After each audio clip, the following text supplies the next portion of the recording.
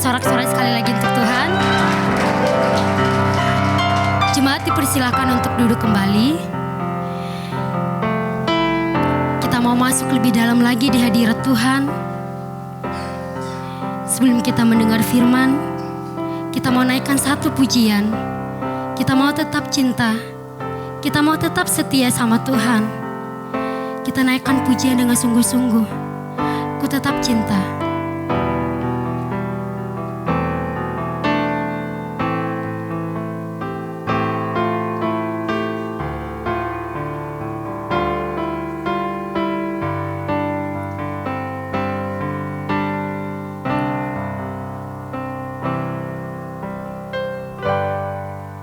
Ku tetap cinta.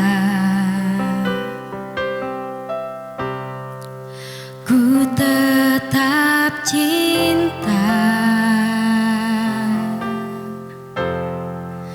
Walau badai datang menerpa, ku tetap cinta. Kami mau tetap setia Tuhan.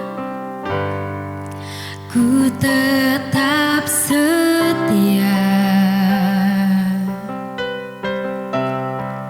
Ku tetap setia.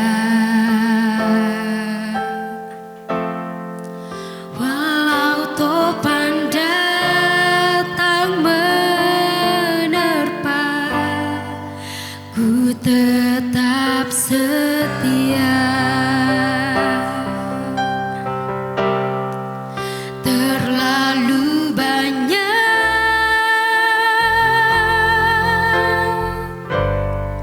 yang Tuhan telah beri, takkan mungkin ku balas dari apa yang ku miliki. Kami mau berserah Tuhan. Ku persembahkan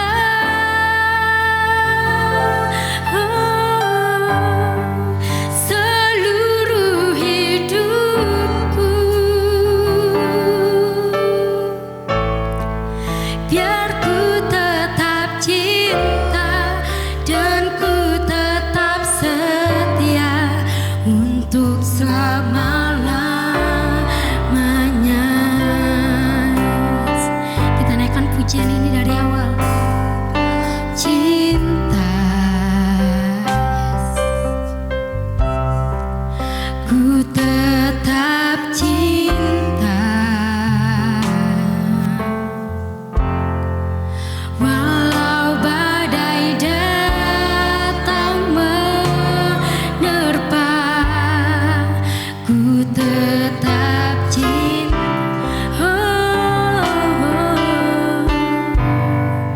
Ku tetap setia.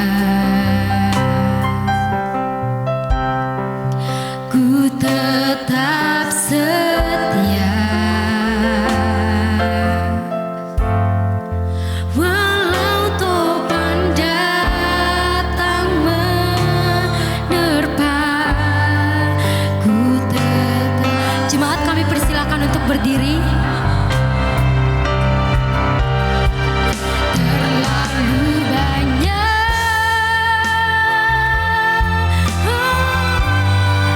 yang Tuhan beri,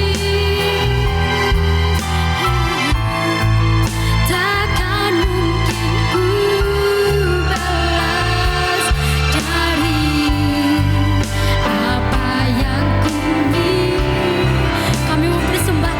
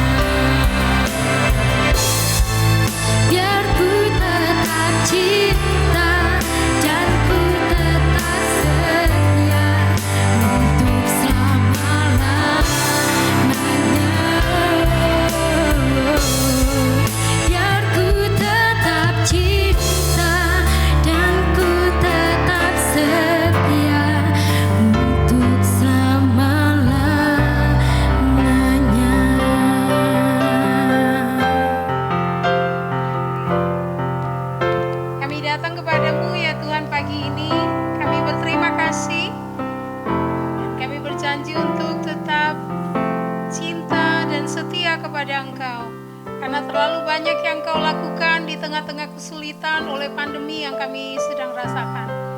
Kami berterima kasih dan kami ingin menyatakan komitmen kami untuk menjadi orang-orang yang mengasihi Engkau, mencintai Engkau, dan setia melakukan kehendak-Mu dalam hidup kami.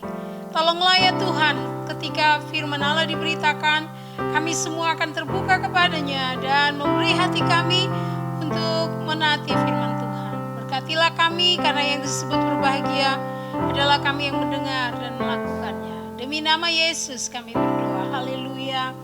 Amin. Puji Tuhan, silakan duduk. Shalom Bapak Ibu. Ya, saya tahu bahwa kita semua sedang mengalami masa pandemi. Dan itu berarti bahwa selama ini kita sedang mengalami kesulitan besar secara global di seluruh dunia. Jadi bukan saudara saja, itu ya. Orang-orang yang punya uang, yang tidak punya uang, semua mengalami kesulitan yang sama. Benar nggak? Kesulitan dengan COVID-19 yang kemudian mengubah banyak hal dalam kehidupan kita dan mendidik banyak hal buat kita. Paling tidak kita semua menurut perkiraan dunia yang lalu bahwa tahun depan itu orang semua pergi sudah bisa ada terkoneksi dengan bulan dan lain-lain. Ternyata di hampir menuju akhir tahun kita masih belajar cuci tangan, saudara-saudara. Ya kan, saudara-saudara sudah belajar cuci tangan seperti waktu kita masih kecil. Ya belajar, paling tidak kita belajar itu. Bapak Ibu, kesulitan menjadi bagian yang global seperti saya katakan, semua kita mengalaminya. Pertanyaan yang penting, mampukah kita tersenyum ketika kesulitan itu datang? Saya menyebutnya sebagai kesulitan karena memang hampir semua kita mengalaminya. Boleh slide saya ditunjukkan? Terima kasih. Ya, hampir sulit saudara-saudara untuk di dalam kehidupan ini menjadi tersenyum ketika kesulitan itu datang.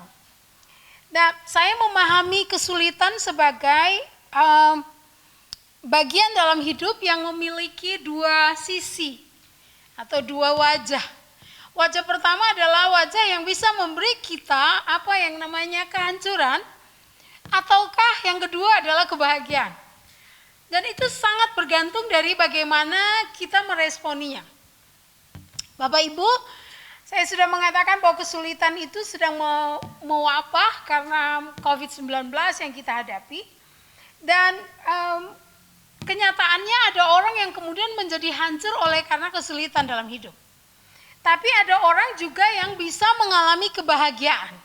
Saudara mau yang mana? Hancur atau bahagia? Boleh saya lihat tangan satu atau dua? Boleh kasih kode kan nggak boleh ini. Kode dua? Peace. Oke ya. Jadi saudara-saudara yang pasti kita mau mengakhiri melewati sebuah kesulitan karena kita tidak akan bisa menghindari kesulitan dalam hidup. Dan macam-macam kan kesulitan yang kita punya. Bervariasi sesuai dengan kapasitas kita yang Tuhan lihat itu. Ada orang yang dari dulu susah terus secara finansial, tapi ada orang yang enggak juga di situ. Kayaknya begitu lahir potong pusarnya langsung duit mengalir, ya kan? Ada orang-orang begitu. Tapi ada orang yang juga sulit dengan persoalan-persoalan yang terkait dengan kesehatan. Dari lahir sampai udah mau mati juga tetap aja masalahnya itu. Banyak kesulitan, tetapi saudara-saudara, apa yang kita mau akhir dari datangnya kesulitan itu, apa yang kita ingin? Hancur atau bahagia? Mari kita lihat bagaimana mujizat terhadap kesulitan dalam hidup itu terjadi menurut catatan Yohanes pasal 2. Mari kita lihat Yohanes pasal 2 ayat 1 sampai 12. Firman Allah begini, pada hari ketiga ada perkawinan di Kana yang di Galilea. Dan ibu Yesus ada di situ. Yesus dan murid-muridnya diundang juga ke perkawinan itu. Ketika mereka kekurangan anggur, ibu Yesus berkata kepadanya, mereka kehabisan anggur. Kata Yesus kepadanya, mau apakah engkau daripadaku, ibu?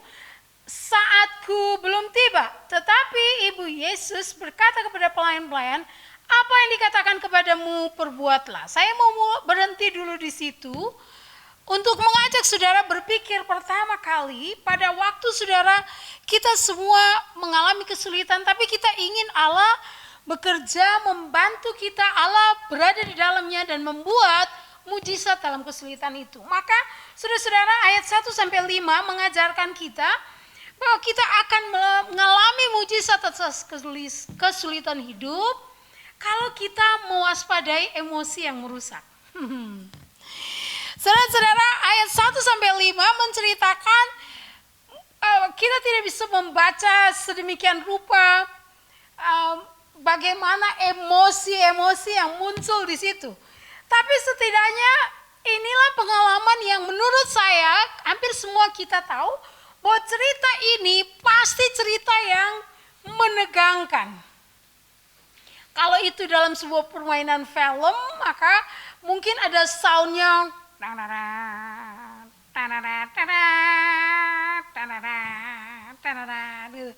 ada adegan yang menegangkan di situ. Karena apa? Di hari yang ketiga dari perkawinan itu muncul persoalan.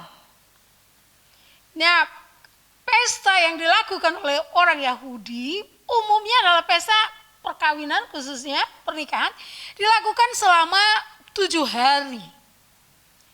Dan kalau mereka memang orang kaya, maka minuman anggur itu akan jor-joran di situ, banyak sekali di situ. Tapi rupanya di hari ketiga, dan hari ketiga itu biasanya seperti kelompok laki-laki akan nganterin itu mempelai pria ke tempatnya perempuan. Nah, rupanya saudara-saudara, di dalam masa itu didapati ternyata mereka kekurangan anggur yang menjadi bagian yang krusial di dalam sebuah acara mereka. Tapi saudara-saudara, sementara kita melihat itu, maka kita menemukan kesulitan sedang melanda. Lalu saudara perhatikan bahwa ada emosi yang bergejolak di situ yang muncul di sana. Kekurangan anggur, ibu Yesus pergi kepada Yesus. Dan di balik itu pasti ada emosi yang mengikutinya. Nah, emosi itu adalah bagian yang baik dalam hidup, bagian hidup kita yang tidak bisa kita buang. Tapi emosi yang merusak banyak kali menyertai kondisi sulit, ya enggak? Kalau kondisi sulit biasanya kita mulai panik, stres. Waduh, mati aku. Ya, waktu awal corona, COVID-19, mungkin ada saudara yang sampai mau lihat orang aja udah ketakutan karena yaitu hampir semua kita panik, saudara-saudara. Tetapi saudara-saudara, di dalam kisah ini kita mendapati ibu Yesus itu luar biasa. Karena mungkin dia kenal anaknya, saudara-saudara. Dia kenal anaknya, jadi dia datang kepada Yesus. Nah, apa yang mesti kita pelajari dari ini? Emosi yang kita punya di dalam kesulitan adalah baik, tapi kita harus waspadai emosi yang merusak, stres, yang berkepanjangan. Waduh, apa yang harus kita hadapi berkaitan dengan COVID-19, emosi-emosi kita itu. Saudara-saudara, firman Allah buat kita adalah mari miliki mindful set, pikiran yang kemudian sadar bahwa saya anak Tuhan. Amin, saudara-saudara. Saya anak Tuhan, maka sebagai anak Tuhan kesusahan sehari cukup sehari. Amin. Boleh tersenyum di balik maskernya, saudara-saudara? Ya, kesusahan sehari cukup buat sehari. Mindful, pikiran ya itu biasa istilah yang dipakai untuk orang-orang secara psikologi, pendekatan psikologi, terapi psikologi untuk orang-orang yang mengalami panic attack, ya orang yang mengalami rasa takut yang tiba-tiba ya, dalam kehidupan mereka. Saudara-saudara, karena Alkitab memberitahu kesusahan sehari cukup sehari. Santai bro. Bahasa senang santai bro. Karena apa saudara-saudara? Kita menemukan di sini Ibu Yesus kemudian begitu ada kesulitan. Rupanya Ibu Yesus ada di situ karena memang itu nampaknya dalam tulisan Yohanes seperti keluarga dari mereka. Keluarga dari Ibu Yesus. Sehingga dia ada di situ kemungkinan besar dia bagian konsumsi. Jadi ngerti, Udah kehabisan ini, rupanya karena banyak yang datang, kehabisan mereka karena mereka juga bukan orang yang kaya. Nah saudara-saudara, lalu kemudian Ibu Yesus datang dan kemudian menyatakan keperluan itu. Mereka kehabisan anggur. Saudara-saudara, sekali lagi yang kita sedang lihat di sini adalah keadaan yang memicu emosi yang merusak. Itu ada stres, frustasi, bingung, kemudian mungkin bisa salah tingkah dan lain sebagainya. Tapi kemudian Maria, Ibu Yesus, menjadi seorang yang mindful, zat. Pikirannya kemudian diarahkan kepada Yesus dan dia ngomong kesusahan, ngomong mereka kesulitan anggur.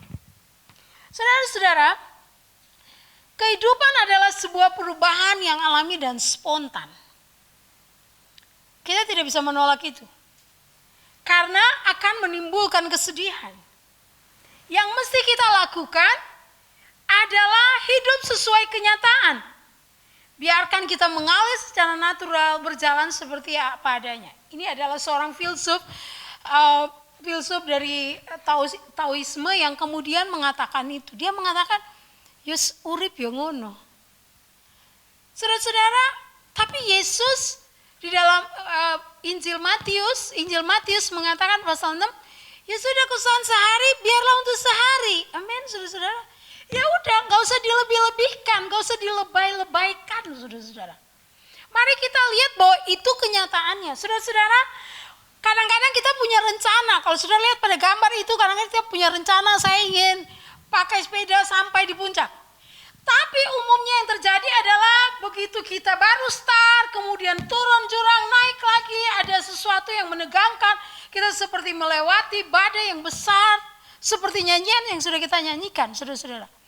Tapi kita mesti ingat bahwa ada Tuhan buat kita. Amin, saudara-saudara. Kita punya Tuhan yang menjamin hidup kita. Bahwa di tengah-tengah keadaan kita itu, kita mau mengatakan kesusahan ini cukup. Saya tidak boleh lebihkan. Jangan biarkan emosi kita kemudian menjadi emosi yang tidak terkendali. Karena sekali lagi jaminannya ada Yesus. Boleh bilang amin? Kita punya Yesus. Sehingga saudara-saudara, karena Yesus ada di situ, maka ibunya datang kepadanya. Ada jaminan saudara-saudara, ada jaminan untuk kita kemudian menancapkan dalam pikiran kita, aku anak Tuhan, aku harus kendalikan emosiku. Amin. Tenanglah jiwaku, kata Mazmur. Tenanglah jiwaku sebab Allah besertaku. Karena kalau kita biarkan emosi yang merusak itu bermain terus, kita tidak bisa tenang. Kata firman Allah, jadilah tenang supaya kamu dapat berdoa. Amin, saudara-saudara. Jadi ada bagian kita untuk kemudian memberi titik, memberi pengetahuan kepada emosi kita. Kita memberi pelajaran kepada emosi kita dengan mengatakan, aku miliknya Tuhan. Dan ada Tuhan yang bisa menolong. Amin, saudara-saudara. Saudara-saudara, karena itu mari kita cari Tuhan, cari petunjuk Tuhan. Tinggalkan semua dalil-dalil kita, rasionalisasi terhadap dalil. Tinggalkan penundaan dalam hidup, cari Tuhan. Mari kita cari Tuhan. Di dalam emosi-emosi yang merusak itu, kita mau mengatakan saya milik Tuhan. Tuhan, apa yang terjadi dengan hati saya, apa yang sedang bergejolak dalam hidup saya serahkan buat Tuhan, supaya saya bisa tenang dan dapat berdoa. Saudara-saudara, selanjutnya dalam kisah ini kita menemukan, masih di ayat 3-5, kita menemukan bahwa Ibu Yesus melakukan sesuatu yang dalam kekristenan kita sebut sebagai fokus iman. Dia tahu betul bahwa Yesus ada di situ. Dia tahu betul bahwa ada Yesus yang bisa menolong. Dia nggak bilang begini, tolong Po Ona. Tidak ada sama sekali permintaan tolong. Dia cuma infokan kepada Yesus, mereka kehabisan anggur. Dia nggak mau mendikte, walaupun sebenarnya yang terjadi adalah sebuah desakan. Tapi itulah iman, saudara-saudara, yang mesti kita lakukan untuk melihat mujizat atas kesulitan hidup kita adalah fokuskan iman saudara dalam Yesus Kristus. Ada orang yang memfokuskan imannya kepada iman dan bukan pada Yesus. Ini berbahaya. Ada orang yang fokuskan iman kepada orang. Oh Tuhan tolong saya, tapi di kepala saya mau pergi orang itu. Saudara-saudara, fokuskan iman kita kepada Yesus. Iman yang ada dalam Yesus akan melatih kita melihat cahaya di tengah gelapnya kesulitan hidup. Saudara-saudara, kalau kita fokus kepada Yesus, kita akan melihat cahaya di tengah kegelapan dari kesulitan yang sedang kita hadapi. Maria ibu Yesus melihat itu. Mereka kekurangan anggur, ibu Yesus langsung pergi kepada Yesus. Mereka kehabisan anggur. Dia pergi ke alamat yang tepat. Ini bukan alamat palsu, saudara. Alamat yang tepat untuk dia pergi adalah kepada Yesus. Nah, kalau saudara lihat, sebenarnya Yesus kemudian menanggapi permintaan itu ya, permintaan dari ibu Yesus itu dengan sebuah pernyataan yang seperti tidak menggubris, ya enggak? Lalu seperti, ngapain sih ibu, ini belum waktunya. Dan dalam bahasa asli menggunakan kata yang sebenarnya artinya perempuan, wanita. Nampaknya seperti Yesus tidak menghormati ibunya. Tidak juga, saudara-saudara. Yang terjadi di situ adalah bahwa Tuhan Yesus sedang menyatakan belum saatnya. Karena memang yang terjadi pada waktu itu mereka mendesak Yesus untuk menyatakan kemesiasannya. Karena orang Yahudi masih tetap ingin Yesus tampil sebagai Mesias, seorang patriotik yang kemudian menyelamatkan mereka dari pemerintahan Romawi. Tapi Yesus tidak mau, baginya belum waktunya. Tapi sekali lagi saudara-saudara, di tengah keadaan yang sebenarnya seperti tidak mungkin, keadaan yang tidak menunjang sama sekali, taruh iman kita kepada Tuhan. Karena Tuhan mampu bekerja waktu kita menjadi percaya kepadanya. Amin, saudara-saudara.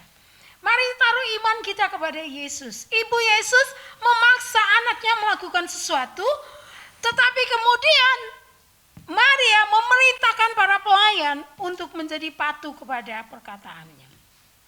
Saudara-saudara, iman kepada Tuhan akan mendorong kita untuk menjadi orang-orang yang kemudian kuat. Orang-orang yang kemudian melihat bahwa ya ada Tuhan dan pasti ada pertolongan. Saudara-saudara, jangan biarkan iblis menipu kita sehingga kita mulai memikirkan dan meragukan Tuhan yang baik itu. Karena waktu di tengah kesulitan, karena emosi kita yang tidak bisa terlatih dengan baik, yang tidak bisa kita latih untuk mempercayai Tuhan, itu kemudian membuat iman kita gugur. Iman kita jatuh dan kita mulai menjadi orang yang tidak mempercayai Tuhan. Saudara-saudara, jangan meragukan bahwa Tuhan tetap baik. Dia adalah Bapa yang baik yang menaruh perhatian bagi kita semua. Amin, saudara-saudara. Percayalah itu. Di tengah pandemi COVID-19 ini, kita tahu ada Yesus. Ada Yesus yang menolong kita. Ada Yesus yang menolong walaupun kita harus berhadapan dengan kehabisan anggur di situasi kita masing-masing, ya enggak?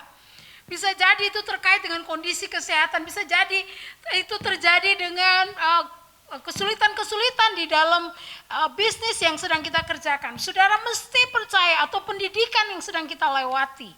Saya tahu semua sulit, anak saya juga sulit, saya mama papa ya, dan saya pikir semua orang tua yang anaknya masih sekolah, yang ada di rumah, waduh ya, tingkat emosinya naik turun luar biasa ya. Itu kayaknya minum obat terus untuk meredakan itu ya. Karena emosinya seperti roller coaster. Belum kuotanya, belum jaringannya lemot, anaknya gak mau belajar. Haleluya 12 kali ya. Kita semua udah lihat mak-mak di FB itu semua, kapan ini berlalu? Mamanya gak bisa pergi ke mall, udah tiap hari di rumah, ya ampun.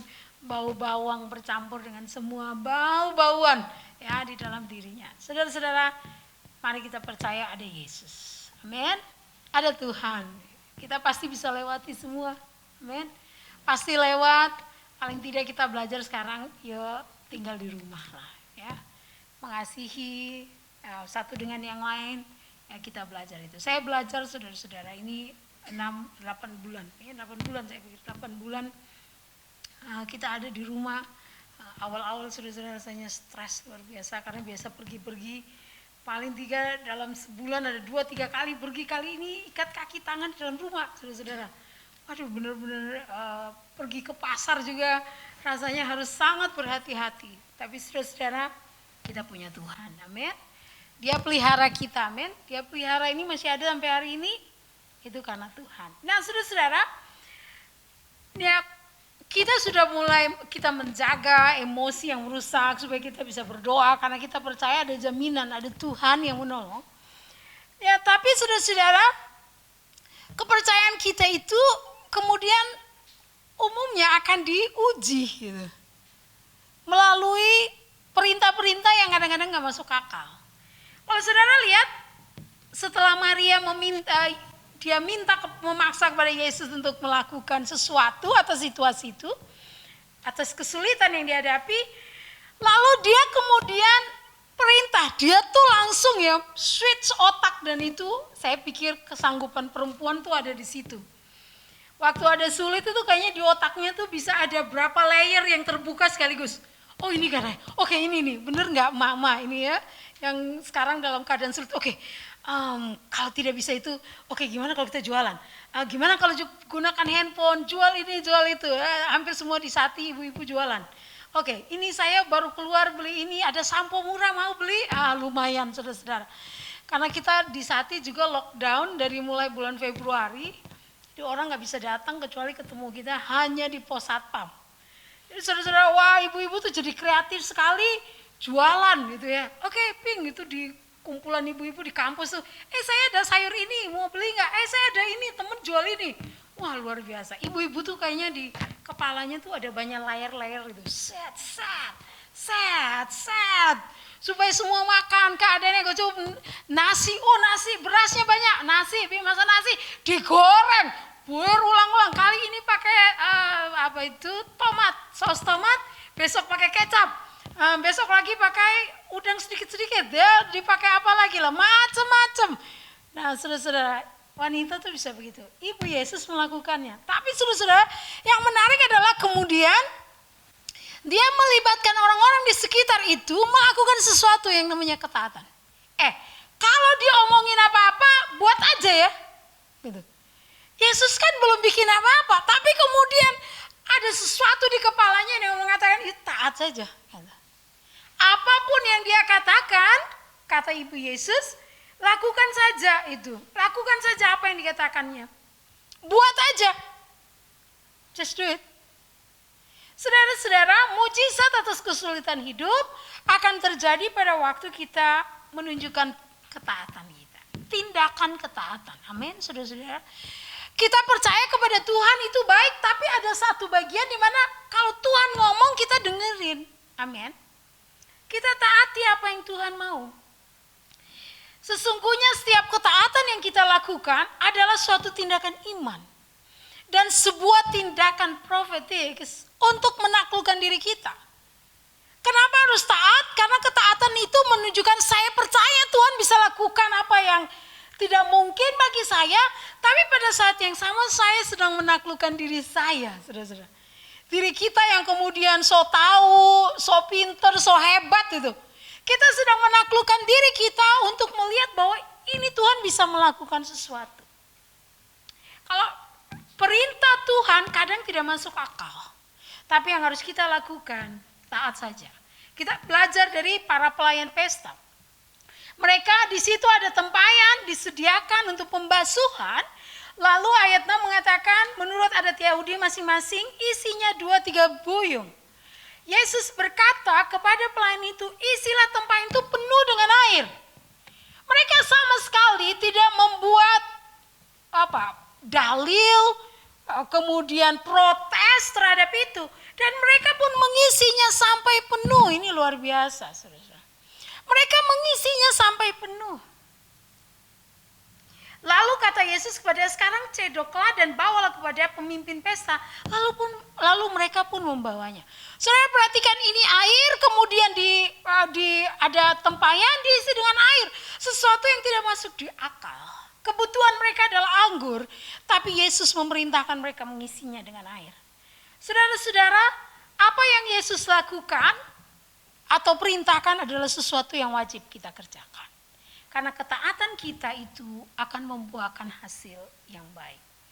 Saudara-saudara, kita perlu menjaga hati kita. Ketaatan itu bicara mengenai hati yang dijaga untuk mengikuti kebenaran Tuhan. Ketaatan adalah jalan kita menuju berkat yang dimulai dengan melakukan firman Allah. Mari kita kelola hati kita dengan kekuatan atau kebenaran firman sebagai modal untuk kita bisa berperilaku sebagai anak-anak Tuhan.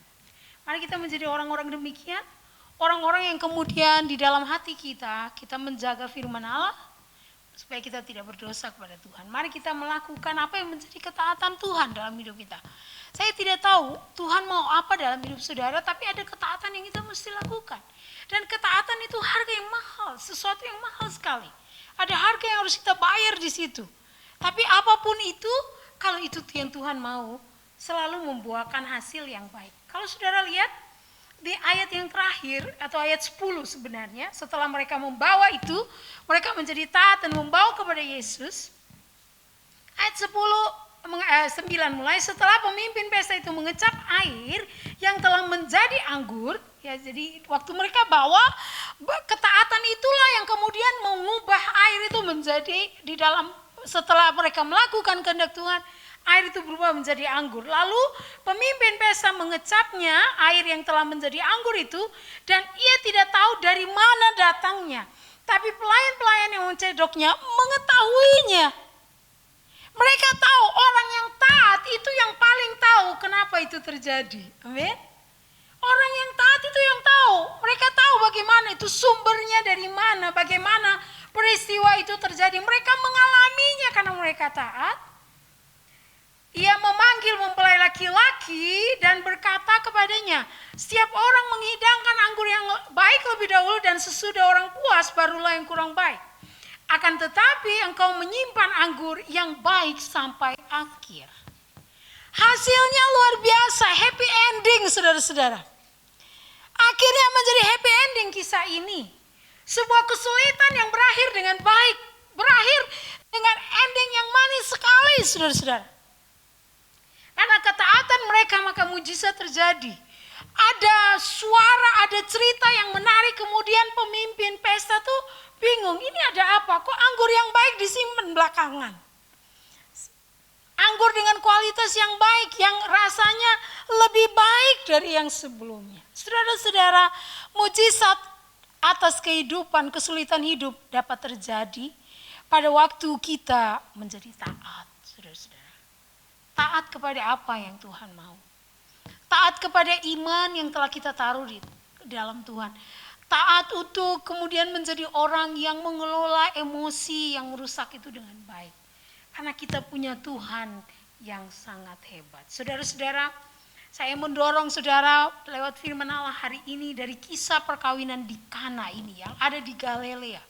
Mujizat pertama, ya, dan mujizat itu terjadi di dalam keluarga. Sebuah pembentukan keluarga. Mari kita percaya bahwa kesulitan keluarga kita adalah kesulitan yang Tuhan Yesus ada di dalamnya. Amin.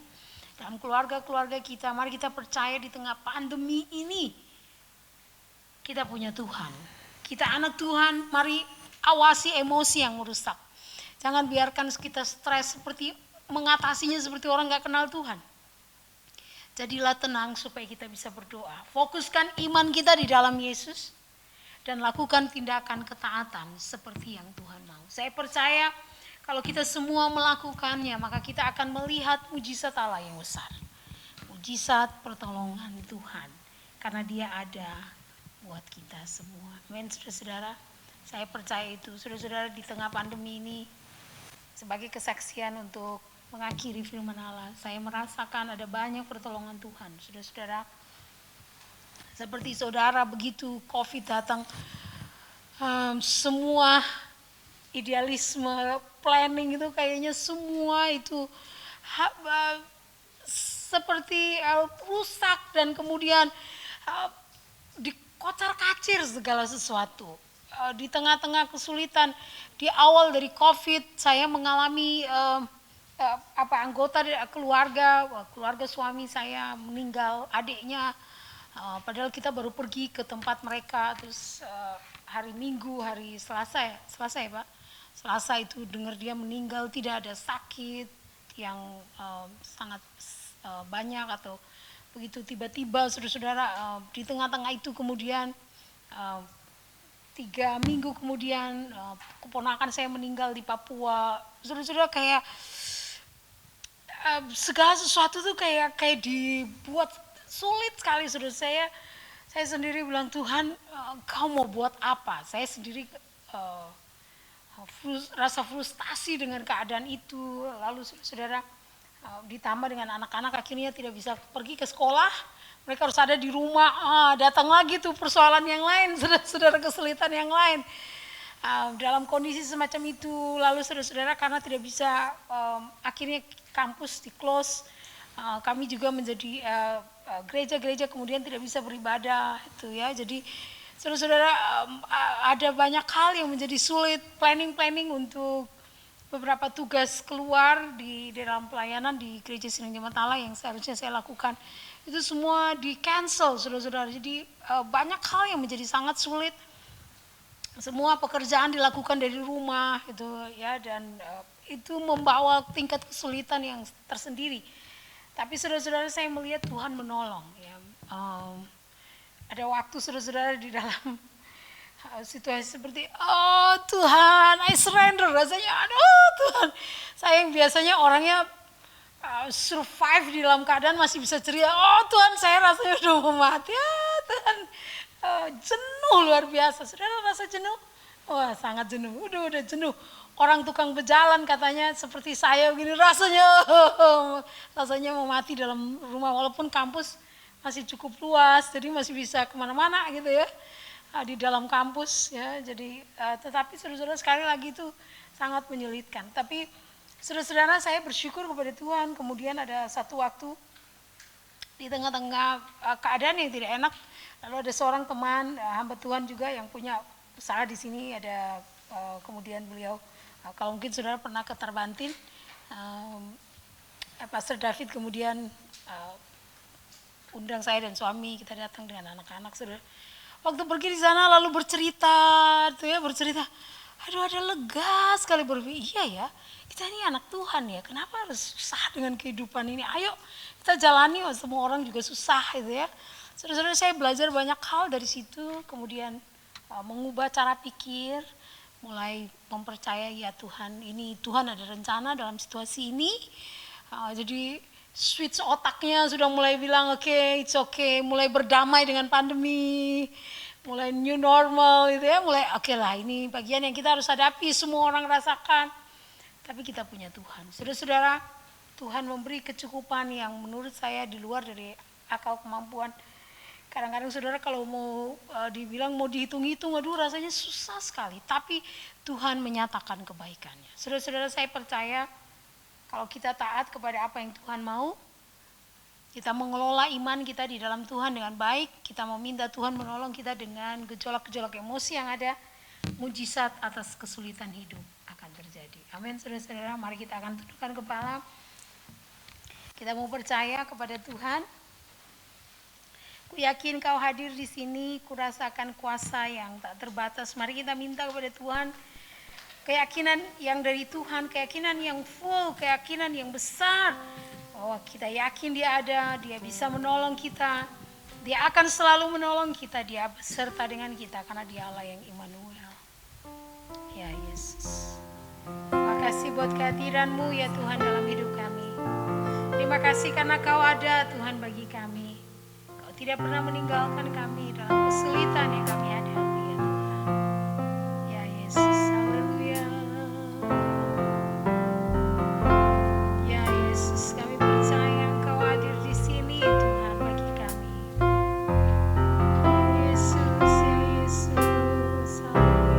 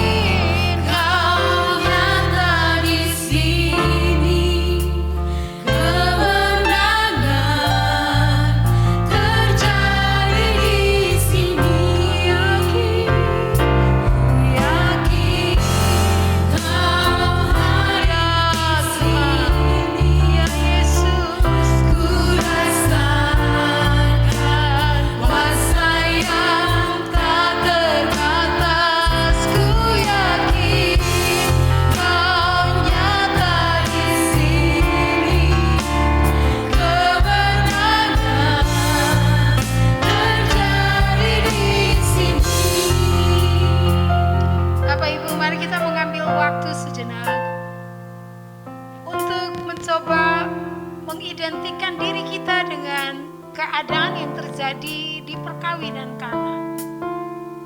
Kalau itu di dalam keadaan keluarga kita, mungkin saja kita sedang panik. Serangan panik itu akan datang karena kenapa begini? Saya sudah merencanakan dengan baik. Saya anak Tuhan, saya tidak buat kesalahan. Kenapa ini terjadi? Atau juga saudara tahu bahwa ya saya buat kesalahan, saya sudah minta ampun, tapi kenapa ini terjadi? Emosi saudara mulai bergejolak, iblis mulai bermain di situ dan menyatakan, wah Tuhan meninggalkan kau. Gak ada Tuhan. Kalau kau setia, kenapa ini dibiarkan demikian? Saudara-saudara, latih emosi saudara dan berkata, aku anak Tuhan. Aku punya Yesus yang menjamin hidupku. Kesulitan tidak akan membuat aku jauh dari Tuhan. Kesulitan tidak akan mengubah integritas Yesus untuk menolong pada waktunya. Kalau itu menjadi pikiran saudara, sesuatu yang bergejolak dalam hidupmu belakangan ini, hentikan pikiran itu dan mulai berkata, aku punya Tuhan yang besar. Yesus tidak pernah meninggalkanku. Dia tidak menghukum aku demikian rupa. Dia ada. Kesulitan adalah bagian yang wajar dari kehidupan. Tapi yang membedakan adalah bahwa imanku ada dan kutaruh dalam Yesus yang sanggup melakukan melebihi apa yang kuduga. Dia ada di setiap musim hidupku.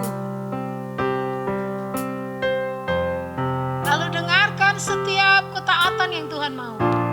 Dengarkan petunjuk-petunjuk Tuhan yang harus saudara ikuti. Jadilah taat. Mujizat atas kesulitan hidup akan terjadi. Mungkin yang terjadi bukan persoalan itu berubah, tapi cara pikirmu dan hidupmu menjadi tetap benar di mata Tuhan. Mazmur berkata, sekalipun batinku habis lenyap, gunung batuku tetaplah Allah. Dia tetap Allah, tidak tergoyahkan oleh sulitnya kehidupan yang kita alami. Kalau saudara percaya Dia bisa menolong, mari berdiri. Ku yakin Kau hadir di sini ya Tuhan. Kau mampu melakukan buat hidupku. Ku yakin Kau hadir di sini. Mari kita angkat tangan kita, semua sikap kepercayaan kepada Yesus. Ku yakin Kau nyata. Ya, Dia nyata buat kita. Terjadi di sini.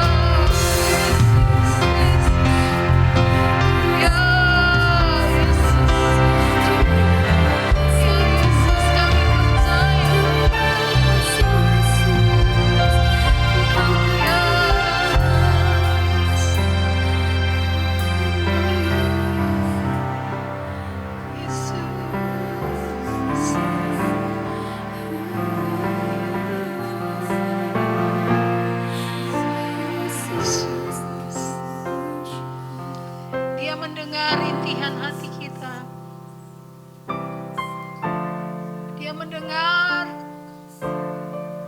jeritan hatimu.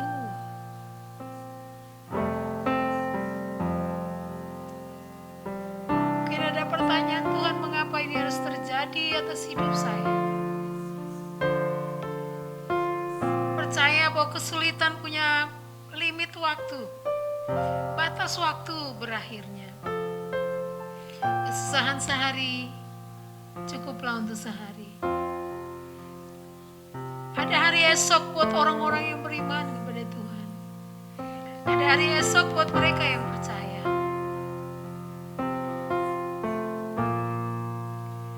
Dia mengerti, Dia peduli persoalan yang sedang terjadi. Dia mengerti, Dia peduli persoalan yang kita alami. Namun satu yang Dia minta, agar kita percaya sampai mujizat menjadi nyata. Dia mengerti,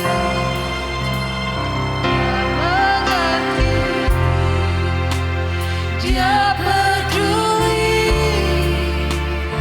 persoalan yang sedang terjadi. Dia mengerti, Dia peduli persoalan yang kita alami. Namun satu yang Dia minta, agar kita percaya sampai mujizat menjadi nyata. Ya Tuhan, terima kasih karena Kau peduli kami. Kau tidak pernah meninggalkan kami. Kami menanti mujizat atas kesulitan hidup kami. Karena kami tahu kami punya Yesus yang besar yang menjamin hidup kami. Kami mau menaati kehendak-Mu ya Tuhan. Bantu kami untuk bisa mengelola emosi kami, supaya kami bisa menjadi tenang dan dapat berdoa. Kami berdoa Tuhan memberkati firman Tuhan dan semua kerinduan yang sudah kami tunjukkan kepada Engkau. Berkati tiap-tiap kami dengan kesulitan yang kami hadapi. Dalam nama Yesus, kami pulang dengan kemenangan yang Tuhan sudah jamin. Kami bersyukur, berkati gereja Tuhan di tempat ini. Berkati hamba-Mu dalam pelayanannya. Ya Tuhan, dalam nama Tuhan Yesus, kami sudah berdoa. Haleluya. Amin.